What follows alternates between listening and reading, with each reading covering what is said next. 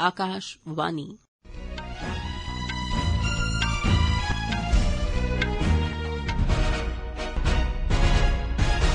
खबरां श्रुति खजूरिया कोला। केंद्र सरकार मुल्ख च ई वाहन दे निर्माण गी बढ़ावा देने आस्तै ई वाहन नीति लेई आई ऐ। चुनां आयोग कल लोकसभा चुनां 2024 लेई कार्यक्रम दा ऐलान करी देग। पेट्रोलियम ते कुदरती गैस सरबंधी मंत्रालय दे केंद्रीय मंत्री हरदीप सिंह पुरी होरें नमीं दिल्ली च वैकल्पिक ऑटो ईंधन एथेनॉल 100 दी शुरूआत कीती। भारतीय जनता पार्टी दे वरिष्ठ नेता ते प्रधानमंत्री नरेंद्र मोदी होरें केरल दे पथानामथिट्टा जिले च लोकसभा चुनां अभियान सरबंधी कार्यक्रम च हिस्सा लेआ। राज्य च एनडीए दे अभियान गी बल थ्होआ। राष्ट्रपति द्रौपदी मुर्मू होरें आखेआ जे भारत भूटान कन्नै अपनी बक्ख बक्ख खेत्तरें आली सांझ भ्याली दी बड़ी कदर करदा ऐ। विदेश मंत्रालय नै आखेआ जे नागरिकता संशोधन कानून भारत दा अंदरूनी मामला ऐ ते एह् भारत दी समावेशी परंपराएं ते मनुक्खी अधिकारें प्रति लम्मी अवधि आली वचनबद्धता गी दर्शांदा ऐ। खबरां तफसील कन्नै। केंद्र सरकार मुल्ख च ई वाहन दे निर्माण गी बढ़ावा देने आस्तै ई वाहन नीति लेई आई ऐ। इसदा मकसद ई वाहन दे खेतर च निवेश आकर्षित करना ऐ। इस नीति दी मदद कन्नै मेक इन इंडिया पैहल कन्नै गै भारतीय उपभोक्ताएं दी नमीं तकनीकें तगर पुज्ज यकीनी बनी सकोग। इस नीति दा मकसद ई वाहन दे खेतर च सेहतमंद मुकाबलेबाजी गी प्रोत्साहन दिंदे होई इलैक्ट्रानिक गड्डिएं दे उत्पादन ते अर्थव्यवस्था गी बढ़ावा देना ऐ। ई वाहन नीति दा मकसद क्रूड ऑयल दे आयात, व्यापार घाटे ते वायु प्रदूषण गी घट्ट करना ऐ। कंपनिएं आस्तै घट्टो घट्ट निवेश दी हद 4,150 करोड़ रपे रखी गेई ऐ, जिसलै कि मते थमां मता निवेश करने दी कोई हद नेईं ऐ। कंपनिएं कश विनिर्माण सुविधा तैयार करने ते ई वाहन दा व्यावसायिक उत्पादन शुरू करने आस्तै 3 ब'रें दा समां होग। इस योजना तैहत हर ब'रे 8,000 थमां मते ई वाहन दा आयात करने दी इजाजत नेईं होग। केंद्रीय उपभोक्ता मामले दे मंत्री पीयूष गोयल होरें मुंबई च भारतीय मानक समें दे विस्तार आस्तै राष्ट्रीय समें प्रोटोकॉल एनटीपी दा उद्घाटन कीता। इस दे कन्नै मिली सेकेंड सटीकता कन्नै सामान ते सटीक समें दी जानकारी थ्होग ते साइबर सुरक्षा बी बधोग। लोक इसदी time.nplindia.in परा जानकारी लेई सकदे न। गोयल होरें फरीदाबाद ते अहमदाबाद च क्षेत्रीय संदर्भ मानक प्रयोगशाला RRSL च सरबंधी ढांचे दा बी उद्घाटन कीता। CSIR राष्ट्रीय भौतिक प्रयोगशाला दे भारतीय मानक समें प्रभाग दे प्रमुख डॉ आशीष अग्रवाल होरें आकाशवाणी कन्नै खास गल्लबात च आखेआ जे भारतीय समें वितरण प्रणाली लागू करने आला पैहला मुल्ख ऐ। साल दे खीरै तगर बेंगलुरू, भुवनेश्वर, गुवाहाटी ते दिल्ली च RRSL च परमाणु घड़ी लाई दित्ती जाग। भारत दे कुल निर्यात च पिछले किश म्हीनें च टकोह्दा बाद्दा दर्ज कीता गेआ ऐ। इस ब'रे फरवरी च मुल्ख दा कुल निर्यात 73.55 अरब डॉलर रेहा, जेड़ा इसदे थमां पिछले ब'रे दी इस्सै अवधि सोयां 14% मता ऐ। इसदे च चीजें दा निर्यात 41.4 अरब डॉलर ते सेवा क्षेत्र दा निर्यात 32.15 अरब डॉलर रेहा।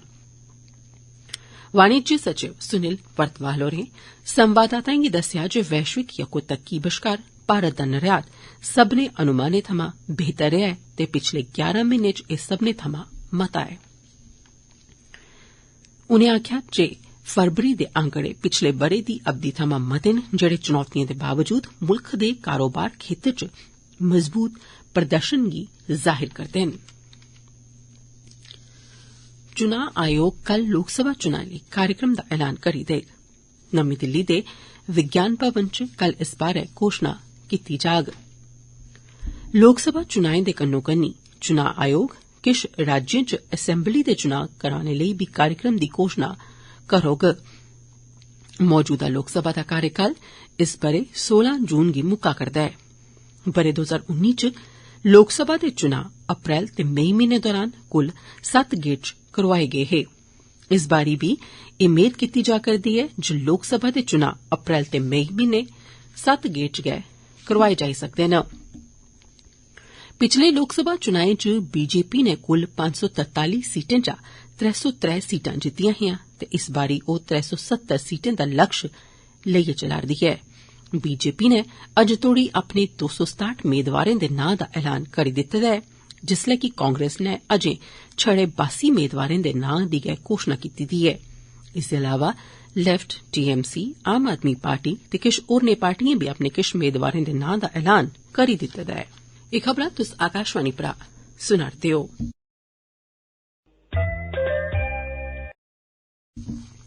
पेट्रोलियम ते कुदरती गैस सरबंधी मंत्रालय दे केंद्रीय मंत्री हरदीप सिंह पुरी होरें नमीं दिल्ली च वैकल्पिक ऑटो ईंधन एथेनॉल सौ दी शुरूआत कीती। इस मौके पर पुरी होरें आखेआ जे एथेनॉल सौ जनेह हरित ईंधन पर मोदी सरकार नै खास ध्यान दित्ता ऐ। एह मुल्ख दे आर्थिक बाद्दे गी बनाई रखने च महत्वपूर्ण भूमिका निभाग। इस वैकल्पिक ईंधन कन्नै ग्रीन हाउस गैस दा घट्ट उत्सर्जन होग ते जलवायु बदलाव दे असर गी घट्ट करने ते हवा दी गुणवत्ता च सुधार करने च मदद थ्होग। प्रमुख दो पहिया वाहन निर्माता कंपनियां पैहले थमां गै इथेनॉल सौ गड्डिएं दा परीक्षण करा करदियां न। इक पायलट प्रोजेक्ट दे तौर पर इंजन ऑयल उत्तर प्रदेश, महाराष्ट्र, कर्नाटक, तमिलनाडु ते दिल्ली जनेह इथेनॉल समृद्ध राज्यें च 183 खुदरा दुकानें पर इथेनॉल सौ पेश करा करदे न। खजाना मंत्री निर्मला सीतारमण होरें आखेआ जे बड़ा मता सिद्दा विदेशी निवेश इसलै भारत च होआ करदा ऐ ते अपने चरम पर ऐ ते अग्गै बी एह होर बधोग।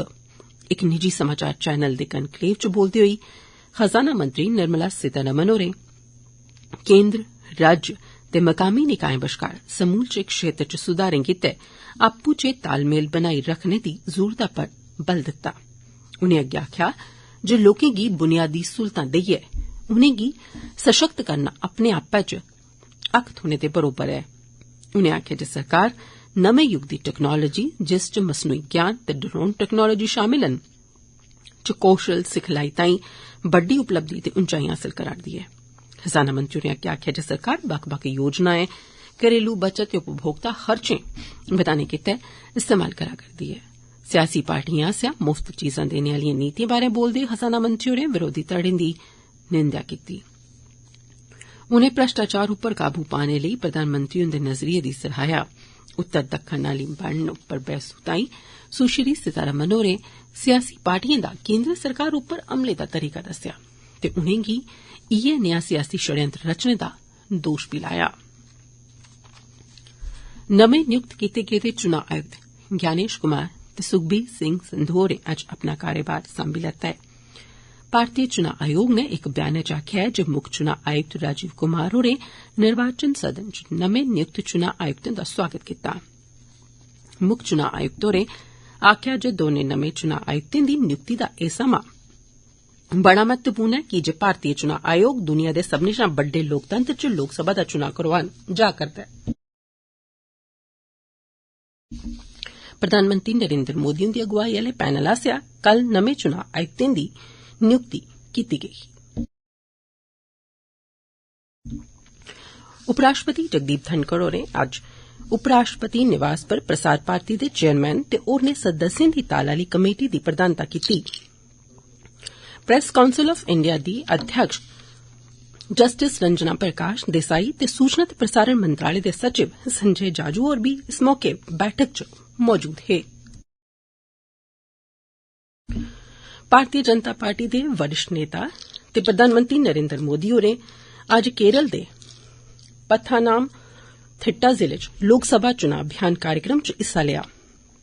इस मौके पर प्रधानमंत्री होरें पत्थानामथिट्टा ते मेवोलिकाकारा लोकसभा क्षेत्र च एनडीए मेदवार दे पक्ख च 1 लक्ख थमां मते पार्टी कार्यकर्ताएं दी इक बैठक गी संबोधित कीता। बैठक च मोदी होरें आखेआ जे भाजपा औंदे लोकसभा चुनां च केरल थमां सीट जित्तोग। केरल च सत्तारूढ़ कम्युनिस्ट अगुवाई आली एलडीएफ ते कांग्रेस दी अगुवाई आली यूडीएफ पर हमला करदे होई उनें आखेआ जे राज्य च लोकें गी भ्रष्टाचार ते अक्षमता थमां ग्रस्त सरकार करी मुश्कलें दा सामना करना पवा'रदा ऐ। मगरा प्रधानमंत्री होर तेलंगाना आस्तै रवाना होई गे। एह खबरां तुस आकाशवाणी परा सुना'रदे ओ। राष्ट्रपति द्रौपदी मुर्मू होरें आखेआ जे भारत भूटान दे कन्नै अपनी बक्ख बक्ख खेतर आली सांझ भ्याली दी बड़ी मती कदर करदा ऐ ते भूटान दिएं प्राथमिकताएं ते आसें मेदें मूजब जारी रौह्ग। उनें आखेआ जे दौनें मुल्खें बजाटै एह् सांझेदारी ऊर्जा सहयोग, विकास, लोकें ते लोकें बश्कार संपर्क, व्यापार ते रास पूंजी दे खेतर तगर फैली दी ऐ। भूटान दे प्रधानमंत्री दाशो शेरिंग टोबगे होरें अज्ज राष्ट्रपति भवन च राष्ट्रपति द्रौपदी मुर्मू हुन्दे कन्नै मलाटी कीती। बैठक दौरान राष्ट्रपति होरें आक्खेआ जे भारत ते भूटान बश्कार तगड़े सरबंध न जेड़े आपसी विश्वास, सद्भावना ते समझ पर आधारित न। उनें आक्खेआ जे बौद्ध धर्म दी सांझ आध्यात्मिक विरासत दौनें मुल्खें गी जोड़दी ऐ। राष्ट्रपति मुर्मू होरें आक्खेआ जे भूटान भरोसेमंद दोस्त ते भ्याल दे तौर पर भारत उप्पर भरोसा करी सकदा ऐ। उनें आक्खेआ जे भूटान दे लोकें दे समाजिक आर्थिक कल्याण ते समृद्धि लेई विकास च सहयोग ते सांझेदारी भारत लेई सौभाग्य आली गल्ल ऐ। विदेश मंत्रालय ने आक्खेआ जे नागरिकता संशोधन कानून 2019 भारत दा अंदरूनी मामला ऐ ते एह् भारत दी समावेशी परंपराएं ते मनुक्खी अधिकार दे प्रति लम्मी अवधि आली वचनबद्धता गी दर्शांदा ऐ। अज्ज नमीं दिल्ली च मीडिया गी संबोधित करदे होई मंत्रालय दे प्रवक्ता रणधीर जयसवाल होरें आक्खेआ जे कानून अफगानिस्तान, पाकिस्तान ते बांग्लादेश दे हिंदू, सिख, बौद्ध, जैन, पारसी ते ईसाई समुदाय कन्नै सरबंधित उत्पीड़ित अल्पसंख्यकें गी सुरक्षित आसरमा हासल करोआंदा ऐ जेड़ा 31 दिसंबर 2014 या फ्ही ओदे शा पैहले भारत आए न। उनें इस गल्ला पर जोर पाया जे नागरिकता संशोधन कानून नागरिकता देने आस्तै नागरिकता लैने आस्तै नेईं। नागरिकता संशोधन कानून दी अमल आवरी पर अमरीका दे विदेश विभाग दे बयान पर जायसवाल होरें आक्खेआ जे भारत दा मनना ऐ जे एह् गलत सूचना ते अनुचित ऐ। उनें आक्खेआ जे भारत दा संविधान अपने सब्बने नागरिकें गी धर्म दी आजादी दी गारंटी दिंदा ऐ। अल्पसंख्यकें दे कन्नै व्यवहार पर चिंता दा कोई आधार नेईं ऐ। वोट बैंक दी राजनीति लेई विपदा च फसे दे लोकें दी मदद गितै कुसै सराहनेजोग पैह्ल दे बारे च विचार नेईं करना लोड़चदा। विदेश मंत्रालय ने हेली च जारी स्थिति गी दिक्खदे होई 24 घैंटे आस्तै इक नियंत्रण कक्ष स्थापित कीता ऐ। नियंत्रण कक्ष स्थिति दी निगरानी रक्खोग ते जानकारी ते सहायता प्रदान करोग। नमीं दिल्ली च मीडिया गी जानकारी दिंदे होई मंत्रालय ने आक्खेआ जे रणधीर जयसवाल होरें डोमिनिकन गणराज्य ते सेंटो डोमिंगो च भारतीय दूतावास ने इक आपातकालीन हेल्पलाइन बी कायम कीती ऐ। उनें आक्खेआ जे हेती च 50 थमां 80 भारतीय समुदाय दे सदस्य न। प्रवक्ता ने आक्खेआ जे दूतावास उनें सब्बनें दे समर्थन ते संपर्क च ऐ ते मंत्रालय स्थिति पर नजर रखा'रदा ऐ। नियंत्रण कक्ष कन्नै संपर्क आस्तै इक टोल फ्री नंबर बी जारी कीता गेआ ऐ। नंबर ऐ 1800-118797। इसदे अलावा टेलीफोन नंबर, हेल्पलाइन नंबर ते इक व्हाट्सएप नंबर बी जारी कीता गेआ ऐ जेड़े इस चाल्ली न 01123012113 01123014104 01123017905। व्हाट्सएप नंबर है 919968291988। इसदे अलावा सेंटो डोमिंगो च भारतीय दूतावास आसेआ स्थापित 24 घैंटे दी आपातकालीन हेल्पलाइन नंबर पर भी राबता कीता जाई सकदा है। नंबर है 184939898889। आकाशवाणी समाचार सेवा प्रभाग आसेआ अनुभवी मेदवारें थमां एडिटोरियल एग्जीक्यूटिव ते एनआरटी लेई दरखास्तां मंगियां गेईआं न। एह् भर्थी अनुबंध दे तौर पर होग ते इनें मेदवारें गी मुल्ख भरै दे बक्ख-बक्ख खेत्रीय समाचार इकाइयें च कम्म करना होग। एह्दे बारै व्यापक जानकारी newsonair.gov.in/vacancies पर उपलब्ध है। इस बारै आवेदन करने दी खीरी तरीक 19 मार्च 2024 रखी गेई ऐ। अखीर च खास खबरां इक बारी परतियै। केंद्र सरकार मुल्क च ई वाहन दे निर्माण गी बढ़ावा देने आस्तै ई वाहन नीति लेइयै आई ऐ। चुनां आयोग कल लोकसभा चुनां 2024 लेई कार्यक्रम दा ऐलान करी देग। पेट्रोलियम ते कुदरती गैस सरबंधी मंत्रालय दे केंद्रीय मंत्री हरदीप सिंह पुरी होरें नमीं दिल्ली च वैकल्पिक ऑटो ईंधन इथेनॉल 100 दी शुरुआत कीती। भारतीय जनता पार्टी दे वरिष्ठ नेता ते प्रधानमंत्री नरेंद्र मोदी होरें केरल दे पथानामथिट्टा जिले च लोकसभा चुनां अभियान सरबंधी कार्यक्रम च हिस्सा लेआ। राज्य च एनडीए दे मेदवार अभियान गी बढ़ावा दित्ता। राष्ट्रपति द्रौपदी मुर्मू होरें आखेआ जे भारत भूटान कन्नै अपनी बक्ख-बक्ख खेतर आली सांझ भ्याली दी बड़ी मती कदर करदा ऐ। ते विदेश मंत्रालय नै आखेआ जे नागरिकता संशोधन कानून भारत दा अंदरूनी मामला ऐ ते भारत दी समावेशी परंपराएं ते मनुक्खी अधिकारें प्रति लम्मी अवधि आली वचनबद्धता गी जाहिर करदा ऐ। एदे कन्नै गै खबरें दा बुलेटिन समाप्त होआ।